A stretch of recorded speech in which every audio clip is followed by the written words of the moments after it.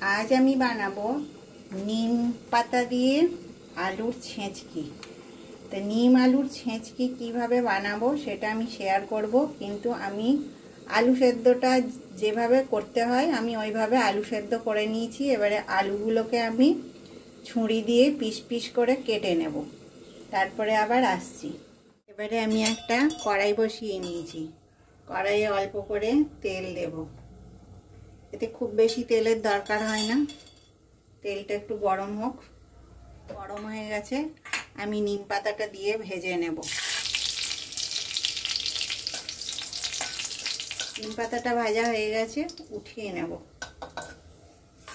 এই তেলের ওপর আমি এবারে আলুগুলো ছেড়ে দেব।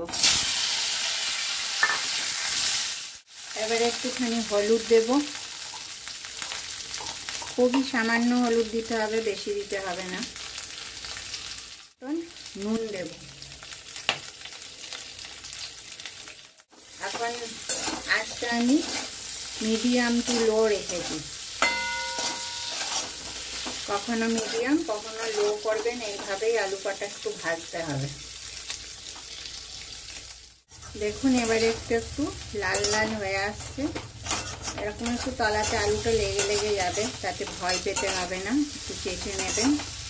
তো আলুটা একটু ভালো করে ভাজলেই সুন্দর লাগে খেতে।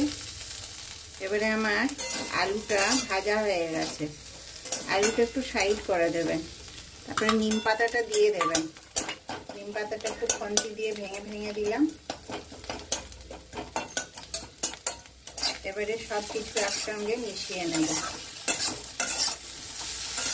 আপনারা যদি বোঝেন তো আর একটু বেশিও নিম পাতা দিতে পারেন, আমার কাছে হচ্ছে খুব বেশি নিম পাতা ছিল না, অল্পই ছিল, আর একটু দিলেও ভালো লাগতো। আপনারাও এইভাবে একবার নিম আলুর ছেঁচকি বানাবেন আর বানিয়ে খেয়ে দেখবেন, এটা খেতে খুব ভালো লাগে। প্রথম পাতে মুখে স্বাদ এনে দেয়, আর বললামই এটা এখন খাওয়া খুবই ভালো। আর আমার চ্যানেলটাকে আপনারা লাইক শেয়ার সাবস্ক্রাইব করবেন, আমার পাশে থাকবেন। সবাইকে আমার ভিডিও দেখার জন্য অসংখ্য ধন্যবাদ।